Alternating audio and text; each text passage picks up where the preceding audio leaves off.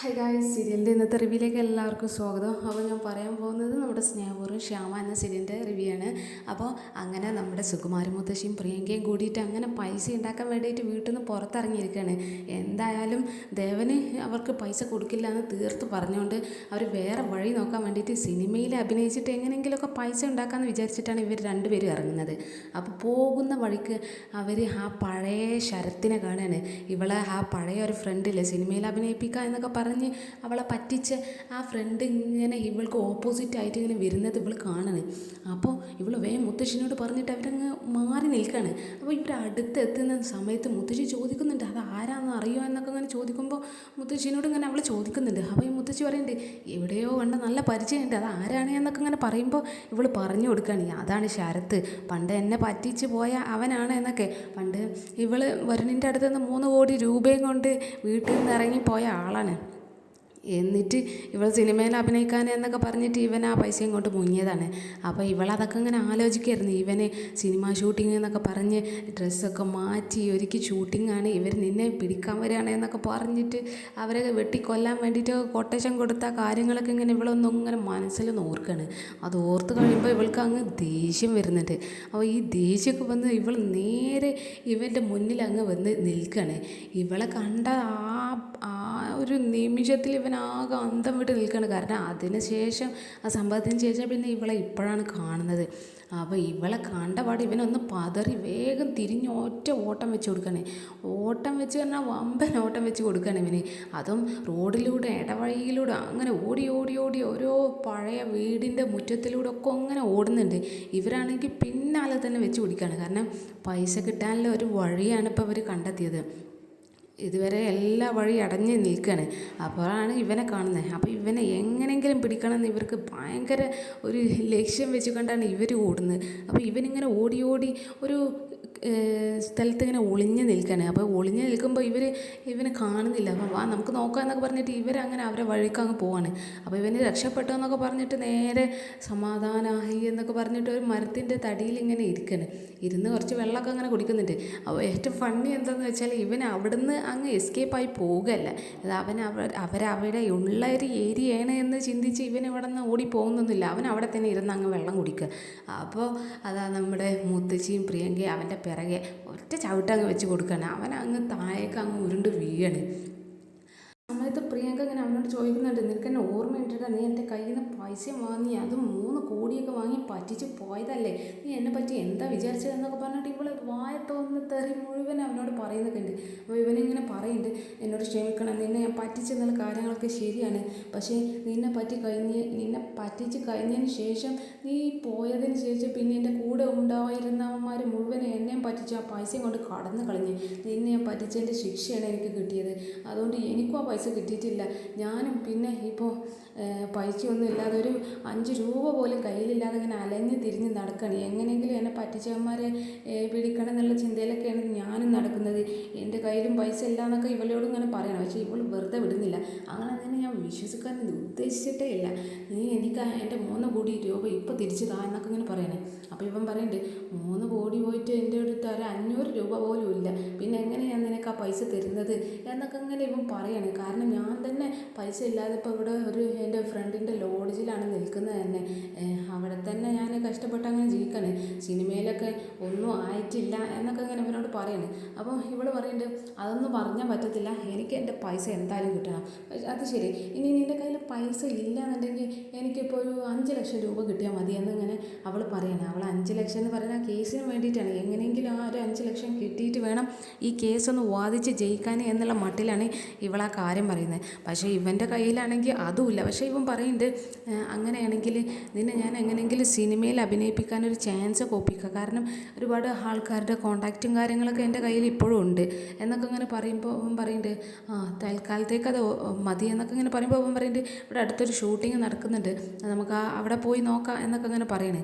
അപ്പോൾ ഇവൾ ദേഷ്യപ്പെടുന്നു, എന്തിനാ ഷൂട്ടിങ്, ഓൾറെഡി ഷൂട്ട് നടന്നുകൊണ്ടിരിക്കുന്ന സിനിമയിലേക്ക് എല്ലാ കാസ്റ്റും ആയിട്ടുണ്ടാവും, പിന്നെ എന്തിനാ ഇപ്പോൾ അതൊക്കെ കഴിഞ്ഞിട്ട് അവിടെ പോകുന്നത്, അതിലൊന്നൊരു കാര്യമില്ല എന്നൊക്കെ ഇങ്ങനെ പറയണേ. അപ്പോൾ അവൻ പറയുന്നുണ്ട്, എന്നാൽ വാ നിങ്ങൾ 2 പേരും എൻ്റെ ലോഡ്ജിലേക്ക് പോരി, അവിടുന്ന് നമുക്ക് ഡിസ്കസ് ചെയ്യാം. എന്തായാലും എനിക്ക് ഡ്രസ്സൊക്കെ ഒന്ന് മാറി ഒന്ന് ഫ്രഷ് ആയിട്ട് നമുക്കൊന്ന് പോയി നോക്കാം. അവർക്ക് പുതിയൊരു സിനിമയും കൂടി ഷൂട്ട് തുടങ്ങാനൊക്കെ ഉണ്ട്, ഒരു പ്ലാനൊക്കെ ഉണ്ട്, അതിലേക്ക് നമുക്കൊന്ന് ചോദിച്ചു നോക്കാം എന്നൊക്കെ ഇങ്ങനെ പറയുമ്പോൾ ഇവൾ പറയുന്നുണ്ട്, ആ എന്നാൽ ഓക്കെ, നമുക്കൊന്ന് പോയി നോക്കാം എന്നൊക്കെ ഇങ്ങനെ ഇവൾ പറയാണ്. അപ്പോൾ ഇവളാണെങ്കിൽ ആ ഓടിക്കതച്ച് ആ ഡ്രസ്സൊക്കെ ഒരു പെർഫെക്ഷൻ ഇല്ല എന്ന് അവൾക്ക് ഇങ്ങനെ ഫീൽ ചെയ്യാണ്. അപ്പോൾ ആ സമയത്ത് അവൾ മുത്തശ്ശിനോട് ചോദിക്കുന്നുണ്ട്, മുത്തശ്ശി ഞാൻ ഈ ഡ്രസ്സൊക്കെ ഒന്ന് ചേഞ്ച് ചെയ്യണോ എന്നൊക്കെ ഇങ്ങനെ പറയുമ്പോൾ മുത്തശ്ശിയല്ല അവൾ നല്ല അടിപൊളിയാണ് എന്നൊക്കെ ഇങ്ങനെ മുത്തശ്ശി അങ്ങ് കയറ്റി വിടുകയാണ്. ഇവരെ ലോഡ്ജിലൊക്കെ ഒന്ന് പോകാൻ തീരുമാനിച്ചിരിക്കുകയാണ്. ഇനി എന്താ സംഭവിക്കാമെന്ന് പറയാൻ പറ്റത്തില്ല, കാരണം ഇവനാണ്. പക്ഷേ ഇവന് ഒരു വട്ടം പറ്റിക്കപ്പെട്ടതുകൊണ്ടും പറ്റിച്ചതുകൊണ്ടും ഇനി പറ്റിക്കാനുള്ളൊരു ചാൻസ് വളരെ കുറവാണെന്നൊക്കെ നമുക്ക് വിചാരിക്കാം. മിക്കവാറും 5 ലക്ഷം രൂപ ഇവൻ തന്നെ ഇവൾക്ക് സംഘടിപ്പിച്ച് കൊടുക്കാനുള്ള എല്ലാ ചാൻസും കാണുന്നുണ്ട്. എങ്ങനെയെങ്കിലും പ്രിയങ്ക ആയതുകൊണ്ട് സിനിമയിൽ അഭിനയിച്ച പൈസ ഉണ്ടാക്കാനുള്ള എല്ലാ വഴികളും ഇപ്പോൾ തുറന്നിരിക്കുകയാണ്. പിന്നെ നമ്മുടെ ശ്യാമ ഹോസ്പിറ്റലിൽ നിന്ന് ഡിസ്ചാർജായി വീട്ടിലെത്തിയിരിക്കുകയാണ്. വീട്ടിലെത്തി നമ്മുടെ ഹാരതിയും ഏടത്തിയും ഒക്കെ ഉണ്ട്. അപ്പോൾ വീട്ടിലെത്തി കഴിഞ്ഞിട്ട് ശ്യാമ വീട്ടിൽ ഇറങ്ങിയ ഉടനെ തന്നെ ഇങ്ങനെ പറയുന്നുണ്ട്, എനിക്ക് അഖിൽ സാറിനെ ഒന്ന് കാണണം എന്നൊക്കെ പറഞ്ഞിട്ട് വേഗം ആ ഒരു പൂജാമുറിയിൽ അഖിൽ സാറിൻ്റെ ഫോട്ടോക്ക് മാല ഇട്ടിരിക്കുന്ന ആ ഒരു സ്ഥലത്തേക്ക് അവർ പോവുകയാണ്. അപ്പോൾ ഇവർ പറയുന്നത് ഇപ്പം അങ്ങോട്ടൊന്നും പോകണ്ട, ഇപ്പം ശ്യാമക്ക് നല്ല റിലാക്സാണ് വേണ്ടത്, ഇങ്ങനെ ടെൻഷൻ ആവൊന്നും വേണ്ട എന്നൊക്കെ ഇങ്ങനെ പറയുമ്പോൾ ഇവരതൊന്നും കേൾക്കുന്നില്ല. എനിക്ക് അഖിൽ സാറിനെ കണ്ടേ പറ്റത്തുള്ളൂ എന്നൊക്കെ പറഞ്ഞിട്ട് അവരങ്ങ് പോവാണ്. അവൾ ആ റൂമിൽ അഖിൽ സാറിൻ്റെ മുന്നിലിരുന്ന് അങ്ങനെ പ്രാർത്ഥിക്കുന്നുണ്ട്. നിങ്ങൾ എപ്പോഴെപ്പോഴും ഇങ്ങനെ എൻ്റെ അടുത്തേക്ക് ഇങ്ങനെ വരുന്നുണ്ട് സ്വപ്നത്തിൽ, അപ്പോൾ ഓരോ കാര്യങ്ങളൊക്കെ ഇങ്ങനെ പറഞ്ഞു തരാൻ വേണ്ടിയിട്ട് എൻ്റെ സ്വപ്നത്തിൽ നിത്യം വരുന്നുണ്ട്. പക്ഷെ നമ്മുടെ മോളെ കുറിച്ചൊക്കെയാണ് ഞാനിങ്ങനെ എപ്പോഴും ചിന്തിച്ചുകൊണ്ടിരുന്നത്. നമ്മുടെ മോള് എന്ന് പറയുന്നത് ഒരുപാട് കഷ്ടപ്പെട്ടിട്ടാണ് ഞാൻ അവളൊന്ന് കിട്ടിയത്. പക്ഷേ എത്ര കഷ്ടപ്പെട്ട് കിട്ടിയിട്ടും എനിക്ക് അവളോട് സ്വന്തം അമ്മയാണെന്ന് എനിക്ക് ചിന്തിക്കാൻ കഴിയുന്നുണ്ടെങ്കിൽ അവളോട് പറയാനുള്ള ഒരു അവസരം എനിക്ക് കിട്ടുന്നില്ല. അവളോട് ഞാൻ ഒരു അകലം കീപ്പ് ചെയ്തിരിക്കുക എന്നുള്ള ഒരു സങ്കടം മുഴുവനും ഇങ്ങനെ ഈ ഫോട്ടോയ്ക്ക് മുന്നിലിരുന്നിട്ട് ഇങ്ങനെ പറയണേ. അപ്പോൾ എങ്ങനെയെങ്കിലും എൻ്റെ മകളെ ഒന്ന് അടുത്തിരുന്ന് സ്നേഹിക്കാനും ഒന്ന് കെട്ടിപ്പിടിച്ചൊന്ന് സ്നേഹിക്കാനൊക്കെ എനിക്കൊരു അവസരം കിട്ടണം എന്നൊക്കെയാണ് ഈ ശ്യാം ഇങ്ങനെ പറയുന്നത്. അപ്പോൾ ഈ പ്രശ്നം എങ്ങനെയെങ്കിലുമൊക്കെ ഒന്ന് പരിഹരിക്കണം എന്നൊക്കെ ഇവളിങ്ങനെ ഫോട്ടോയ്ക്ക് മുന്നിലിരുന്ന് അഖിൽ സാറിനോട് ഇങ്ങനെ പറയണേ. എങ്ങനെയെങ്കിലും ഒരു അവസരം എൻ്റെ മകളെ എനിക്ക് നേരിട്ട് കാര്യങ്ങളൊക്കെ ഒന്ന് പറയാനും അവൾ എന്നെ അമ്മയായിട്ട് അംഗീകരിക്കാനും ഒക്കെ എനിക്കൊരു അവസരം കിട്ടണം എന്നൊക്കെ ഇങ്ങനെ പറഞ്ഞ് ശ്യാമ അങ്ങനെ തോരാതെ അങ്ങനെ സംസാരിച്ചുകൊണ്ടിരിക്കുകയാണ്. അപ്പോൾ അതൊക്കെ കഴിഞ്ഞിട്ട് അവൾ നേരെ ദൈവത്തിൻ്റെ മുന്നിൽ പോയി ഇങ്ങനെ വീണ്ടും പ്രാർത്ഥിക്കുകയാണ്. ദൈവത്തിനോട് ഇങ്ങനെ പ്രാർത്ഥിക്കുന്നുണ്ട്, എൻ്റെ മകൾ എൻ്റെ കൺമുന്നിൽ തന്നെ ഉണ്ട്, പക്ഷേ എനിക്ക് എൻ്റെ അമ്മ, ഞാനാണ് അമ്മ, എൻ്റെ മകളാണ് നീ എന്നുള്ള പറയാനുള്ള ഒരു അവസരം പോലും കിട്ടുന്നില്ല. കാരണം ഒരുപാട് കഷ്ടപ്പെട്ട് ഒരുപാട് പ്രശ്നങ്ങളൊക്കെ സഹിച്ചിട്ടാണ് ഞാൻ ഇത്രയും ഒരു സമയം വരെ എത്തിയത്. അതും ഇനിയും എനിക്ക് എൻ്റെ മകളെ കിട്ടിയിട്ടില്ല. ഒരുപാട് കാലങ്ങളായിട്ട് ഞാൻ മകളെ വേണ്ടി അലഞ്ഞ് ഒരുപാട് തിരഞ്ഞ് എല്ലാം കഴിഞ്ഞ് ശേഷവും എനിക്ക് സ്വന്തം മകളെ എനിക്കൊന്ന് നേരിട്ട് ഒന്നൊന്ന് പറയാനുള്ളൊരു അവസരം പോലും എനിക്ക് കിട്ടുന്നില്ല എന്നൊക്കെ പറഞ്ഞിട്ട് ശ്യാം ഇങ്ങനെ കരഞ്ഞ് പ്രാർത്ഥിക്കുകയാണ്. എന്നിട്ട് എങ്ങനെയെങ്കിലും ഇനി എനിക്ക് കാത്തിരിക്കാൻ വയ്യ, അതുകൊണ്ട് തന്നെ എത്രയും പെട്ടെന്ന് എൻ്റെ മകളാണ് എന്ന് പറയാനുള്ള ആ ഒരു അവസരം ഉണ്ടാക്കി തരണം എന്ന് ദൈവത്തിനോടും പ്രാർത്ഥിക്കുകയാണ്. അപ്പോൾ അതൊക്കെ പ്രാർത്ഥിച്ച് അവരെങ്ങനെ അവിടുന്ന് പോകുന്നതൊക്കെ നമ്മുടെ ഏടത്തിയും ആരതിയും കൂടി ഇങ്ങനെ നോക്കിക്കാണാണ്. അപ്പോൾ അവരിങ്ങനെ സംസാരിക്കുന്നുണ്ട്, ഇങ്ങനെ പോയാൽ പറ്റത്തില്ല, കാരണം ഇത്രയും ടെൻഷനും കൊണ്ട് നടക്കുകയാണ് ശ്യാമ. അപ്പോൾ ഈ ടെൻഷന് നമ്മൾ എങ്ങനെയെങ്കിലുമൊക്കെ ഒന്ന് മറികടക്കാൻ നോക്കണം. കാരണം ഇങ്ങനെ ടെൻഷൻ കൊണ്ട് പോയാൽ ഒരിക്കലും ശ്യാമ ഒരു ഹെൽത്തി ആയിട്ട് നിൽക്കത്തില്ല, എൻ്റെ ആരോഗ്യത്തിന് അത്രയും പ്രശ്നങ്ങൾ വരും. അതുകൊണ്ട് തന്നെ ഇനി നമ്മൾ ശ്രദ്ധിക്കേണ്ടത് എങ്ങനെയെങ്കിലും സ്വന്തം മകളാണ് എന്നുള്ള കാര്യം പറഞ്ഞു കൊടുക്കാനുള്ളൊരു അവസരം ഉണ്ടാക്കുക എന്നതാണ്. എന്തായാലും നമുക്ക് കാത്തിരിക്കുക എന്നൊക്കെ ഇങ്ങനെ ആരതി പറയുന്നുണ്ട്. അപ്പം ആരതി കാരണം എന്തെങ്കിലുമൊക്കെ ഒരു ചാൻസ് ഉണ്ടാക്കാനുള്ള ഒരു വഴികളാണ് വരുന്നത്. എനിക്ക് തോന്നുന്നത് നേരിട്ട് തന്നെ രാധികനോട് കാര്യങ്ങളൊക്കെ പറഞ്ഞ് മനസ്സിലാക്കാൻ, പഴയ കാര്യങ്ങളും എങ്ങനെ അഖിൽസാറിനെ കൊന്നതും ആ ഒരു ഐശ്വര്യയുടെ പ്രശ്നങ്ങളും എല്ലാ കാര്യങ്ങളും അവിടുന്ന് തൊട്ടുള്ള എല്ലാ അവരുടെ ലൈഫ് സ്റ്റോറി ഫുള്ള് ഈ രാധികനോട് പറഞ്ഞാലും എങ്ങനെ ആ കുഞ്ഞിനെ നഷ്ടമായെന്നും പിന്നെ അവർക്ക് വേണ്ടി തിരഞ്ഞ ആ ഒരു കാര്യങ്ങളും എല്ലാം ഇവളോട് തുറന്നങ്ങ് സംസാരിച്ചാലും അവൾ എന്തായാലും അവരെ അക്സെപ്റ്റ് ചെയ്യും. കാരണം അത്രയും ഒരു ഹാർഡായിട്ടുള്ള ഒരു മൈൻഡ് അല്ല രാധികക്ക്. അതുകൊണ്ട് തന്നെ അവൾ ഈ ഒരു കണ്ടീഷനൊക്കെ ഇങ്ങനെ കേൾക്കുമ്പോഴും ഈ ഒരു കാര്യങ്ങളിലൂടെയൊക്കെ കടന്നു പോയത് എന്നൊക്കെ അറിയുമ്പോഴും വേണമെങ്കിൽ ശ്യാമിനെ അക്സെപ്റ്റ് ചെയ്യാനുള്ള ചാൻസ് ഒക്കെ ഉണ്ട്. അപ്പോൾ ഇനി ഇവർ ഇങ്ങനെയാണ്, ഇനി ആരതി പുതിയൊരു അവസരം ഉണ്ടാക്കി കൊടുക്കുക എന്നൊക്കെ നമുക്ക് പ്രതീക്ഷിക്കാം. എന്തായാലും പിന്നെ നമ്മുടെ കണിമംഗലത്ത് നല്ല കുക്കിങ്ങിലാണ് നമ്മുടെ പത്മിനിയും രാധികയും കൂടിയിട്ട്.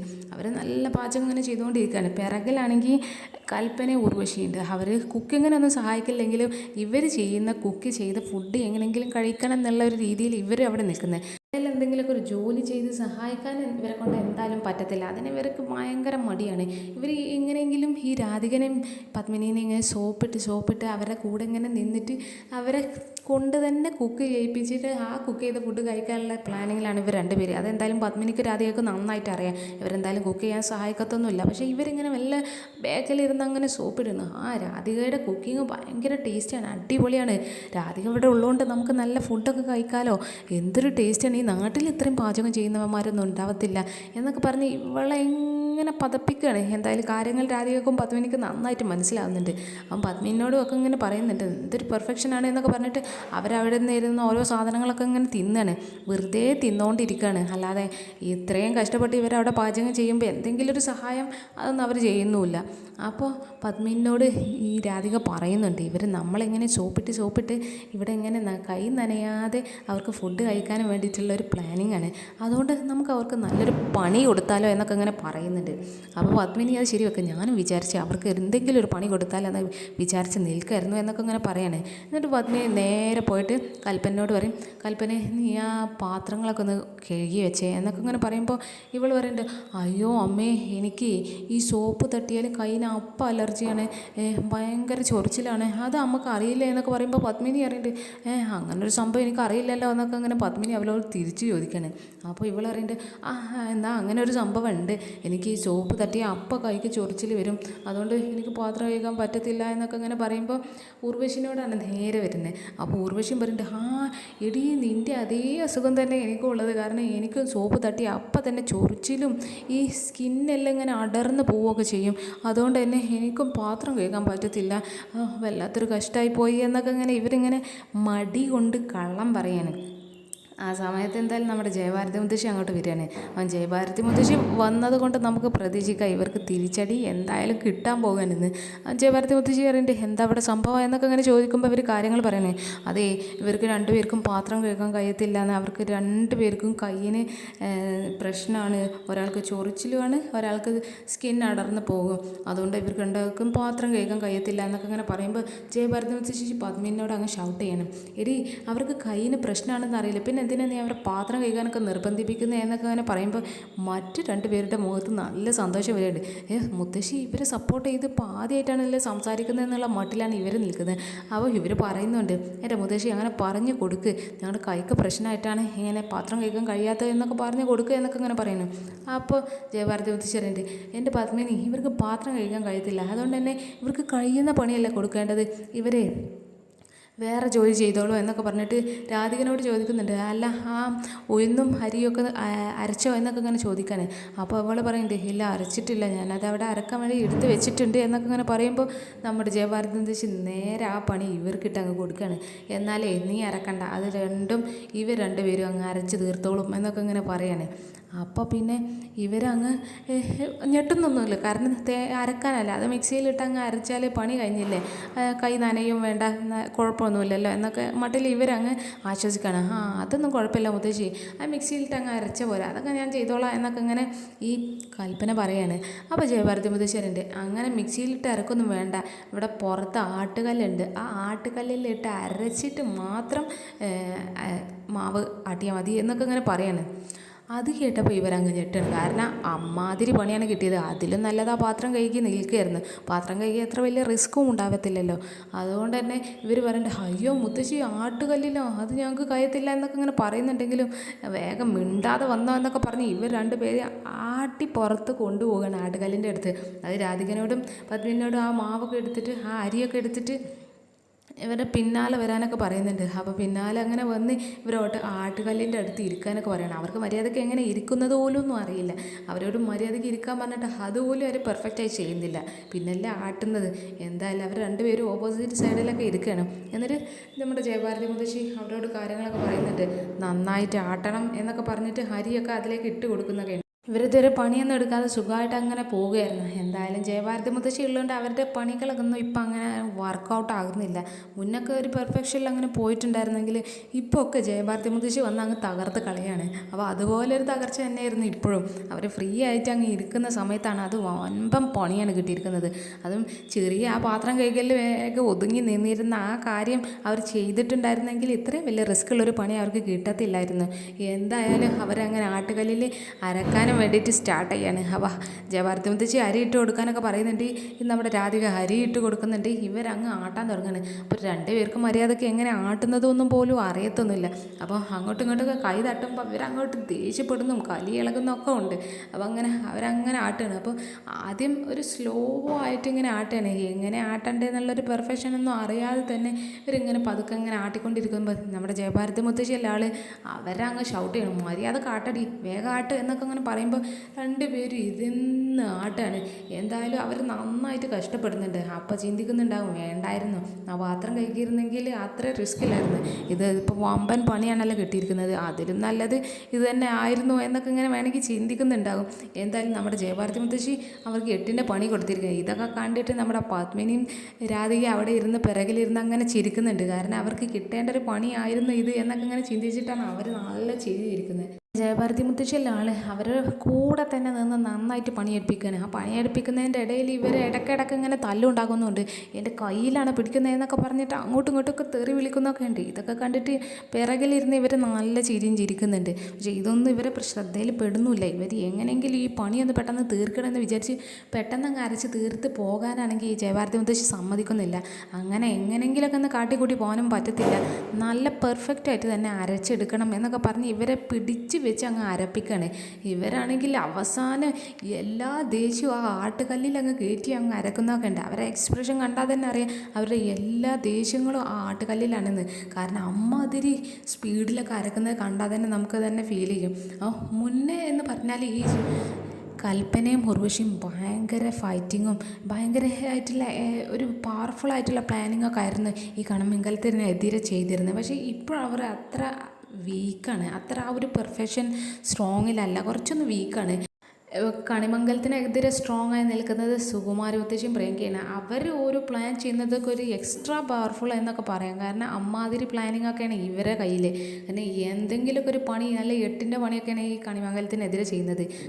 കൽപ്പന ഉർവശി ഇപ്പോൾ ഒന്ന് ഒതുങ്ങിയിട്ടുണ്ട്. കാരണം ഇവർക്ക് ഇപ്പോൾ സ്ട്രോങ് ആയിട്ട് ബാക്ക്ഗ്രൗണ്ട് നിന്നിരുന്ന ഗൗതമും ചന്ദ്രശേഖരനും ഒന്നും ഇപ്പോൾ ആ വീട്ടിൽ ഇല്ലാത്തത് കൊണ്ട് തന്നെ ആയിരിക്കും അവർ രണ്ടുപേർക്കും അത്രക്കൊരു പെർഫെക്ഷനിൽ ഒന്നും ചെയ്യാൻ പറ്റാത്തതും എല്ലാം ഇങ്ങനെ കണ്ടുകൊണ്ടിരിക്കുന്നേ ഉള്ളൂ. പ്രത്യേകിച്ച് വർക്കൊന്നും അവരവിടെ ചെയ്യുന്നുമില്ല. ഈ ചെറിയ ചെറിയ കാര്യങ്ങൾ എന്തെങ്കിലുമൊക്കെ ഇറിറ്റേറ്റ് ചെയ്ത് സംസാരിക്കുക ഇങ്ങനെയുള്ള കാര്യങ്ങൾ മാത്രം അവരിപ്പോൾ അവിടെ ചെയ്തുകൊണ്ടിരിക്കുന്നുള്ളൂ. അല്ലാതെ എന്തെങ്കിലും ഒരു പ്ലാനിങ്ങോ അങ്ങനെയുള്ള കാര്യങ്ങളൊന്നും എന്തായാലും കുറച്ച് നാളായിട്ട് ഇവരെ കയ്യിലൊന്നും ഒന്നുമില്ല. ഇനിയിപ്പോൾ അവർക്കൊന്നും കഴിയത്തില്ല എന്ന് വിചാരിച്ച് നിൽക്കുന്നതായിരിക്കും. ജയഭാരതി മുത്തശ്ശിയാണെങ്കിൽ ഇപ്പം പഴയ പോലെയല്ല, കുറച്ചുകൂടി നല്ല സ്ട്രോങ് ആയിട്ടുണ്ട്. എന്ത് പ്രശ്നം വന്നാലും ഈസി ആയിട്ട് ഫേസ് ചെയ്യും എന്നുള്ള മട്ടിലാണ് ജയഭാരതി മുത്തശ്ശി. അതുകൊണ്ട് തന്നെ ഇവരുടെ കൂടുതൽ കളികളൊന്നും ജയഭാരതി മുത്തശ്ശിയുടെ അടുത്ത് ഇറക്കാനും ഇവർക്ക് എന്തായാലും കഴിയത്തുമില്ല. കാരണം അമ്മാതിരി സ്ട്രോങ് ആണ് ഇപ്പോൾ ജയഭാരതി മുത്തശ്ശി ആയത്. അപ്പോൾ ജയഭാരതി മുത്തശ്ശി സ്ട്രോങ് ആയതിന് പകരം തന്നെ ശത്രുക്കളും നല്ല പവർഫുൾ ആയിട്ടുണ്ട്. ഇപ്പം ബെഞ്ചമിനൊക്കെയാണ്. ബെഞ്ചമിന് കുറച്ചുകൂടി ഹൈ ആയിട്ടുള്ള ഒരു പവർഫുൾ ആയിട്ടുള്ള ഒരു വില്ലനായിട്ടൊക്കെ ഫീൽ ചെയ്യുന്നുണ്ട്. കാരണം ഇവന് പ്ലാൻ ചെയ്യുന്നതെന്ന് പറഞ്ഞാൽ അത്രയും പെർഫെക്റ്റുള്ള ഓരോ കാര്യങ്ങളൊക്കെയാണ് പ്ലാൻ ചെയ്യുന്നത്. ഇനിയിപ്പോൾ ഇവൻ്റെ ഒരു എന്തോ ഒരു പണി വരാനുണ്ട് എന്നൊക്കെ ഇവൻ പറയുന്നുണ്ട്. അപ്പോൾ അതൊക്കെ ഇനി എന്താ സംഭവിക്കുകയെന്ന് അറിയില്ല. പിന്നെ ഇവൻ്റെ സിസ്റ്റർ എന്ന് പറയുന്ന അവർ ഇനി ആരായിരിക്കും? ഇനി കണിമംഗലത്തിൻ്റെ ഒളിഞ്ഞിരിക്കുന്ന ഏതെങ്കിലും ഒരു ശത്രു ആവാനൊക്കെ ചാൻസ് ഉണ്ട്. കാരണം അവരുടെ ഫേസ് നമ്മൾ ഇതുവരെ കണ്ടിട്ടില്ല. അപ്പോൾ ഇനി പരിചയമുള്ള ആരെങ്കിലുമൊക്കെ ആയിരിക്കുമോ എന്നൊന്നും അറിയത്തില്ല. എന്തായാലും എപ്പിസോഡ് ഇവിടെ അവസാനിച്ചിട്ടുണ്ട്. അപ്പോൾ ഇന്നത്തെ എപ്പിസോഡിൽ കാര്യമായിട്ട് നമ്മുടെ പ്രിയങ്ക പൈസക്ക് വേണ്ടി ഇറങ്ങി അവൾക്കൊരു വഴി കിട്ടിയിരിക്കുകയാണ്. ഇനി അതിൻ്റെ പിന്നാലെ പോയി പൈസ കിട്ടി കേസിൽ ഇറങ്ങാനുള്ള സർവ്വ അവസരങ്ങളും ഉണ്ട്. പിന്നെ ആരതി പറഞ്ഞ പോലെ അവരെങ്ങാനും കേസ് കൊടുത്താലും വരുണിന് എഗെയിൻസ്റ്റ് ആയിട്ടായിരിക്കും കേസ് വരുന്നത്. രാധികൾക്ക് അവിടെ നിന്ന് ഇറങ്ങേണ്ടി വരാനുള്ള ചാൻസുകളൊക്കെ കൂടുതലായതുകൊണ്ടും ഇനി ആരതി എന്തെങ്കിലുമൊക്കെ ഒരു വഴി കണ്ടെത്തുമെന്നൊക്കെ നമുക്ക് പ്രതീക്ഷിക്കാം. കൂടാതെ തന്നെ ഈ ശ്യാമയുടെ അവസ്ഥ വളരെ വീക്കാണ് എന്ന് അറിഞ്ഞുകൊണ്ടും ഇവരുടെ ഈ ഒരു മാനസികാവസ്ഥ അത്രയും പീക്കിലെത്തിയിരിക്കുന്ന ആ ഒരു കണ്ടീഷനൊക്കെ ആരതിയും ഏടത്തെയും കൂടി ഇങ്ങനെ കണ്ടുകൊണ്ടിരിക്കുകയാണ്. അപ്പോൾ ആ ഒരു കാര്യത്തിൽ നിന്ന് മറികടക്കാൻ എന്തെങ്കിലും ആരതി ചെയ്യാനുള്ള എല്ലാ ചാൻസും കാണുന്നുണ്ട്. എങ്ങനെയെങ്കിലും ശ്യാമയുടെ ഈ കണ്ടീഷൻ മാറ്റി ഈ രാധിക അമ്മനെ ആക്സെപ്റ്റ് ചെയ്യാനുള്ള എന്തെങ്കിലും ഒരു പ്ലാൻ ചെയ്യണം എന്ന് ആരതി വിചാരിച്ചുകൊണ്ട് തന്നെ എന്തെങ്കിലുമൊക്കെ ഒന്ന് നടക്കാനുള്ള ചാൻസ് ഉണ്ട്. അപ്പോൾ എത്രയും പെട്ടെന്ന് ആ അമ്മയും മകളും ഒരുമിക്കാനുള്ള ചാൻസൊക്കെ കാണുന്നുണ്ട്. പ്രത്യേകിച്ച് ആരതിയാണ് ഇറങ്ങിയത് എന്നുള്ളത് കൊണ്ട് തന്നെ നമുക്ക് അക്കാര്യത്തിലൊരു ചെറിയ പ്രതീക്ഷയൊക്കെ വെക്കാം. കാരണം ഇവരെന്തെങ്കിലുമൊക്കെ ഒരു തെളിവോ എന്തെങ്കിലും ഒരു കാരണം ഇനി കേസും ഒക്കെ വരാനുള്ളത് കൊണ്ട് തന്നെ അവരുടെ ആ കേസിൻ്റെ പിറകിൽ പോകാനുള്ള ഒരു ചാൻസും ഉണ്ട്. അപ്പോൾ അതിൻ്റെ പിറകിൽ എന്തെങ്കിലുമൊക്കെ ഒന്ന് ഇവർ സംഭവിക്കാനുള്ളൊരു അവസരം എന്തായാലും ഉണ്ട്. അപ്പോൾ എന്താ സംഭവിക്കുക എന്നൊക്കെ നമുക്ക് വെയിറ്റ് ചെയ്ത് തന്നെ കാണാം. അപ്പോൾ ഇന്നത്തെ എപ്പിസോഡ് ഇവിടെ അവസാനിച്ചിരിക്കുകയാണ് ഗൈസ്. Okay bye all.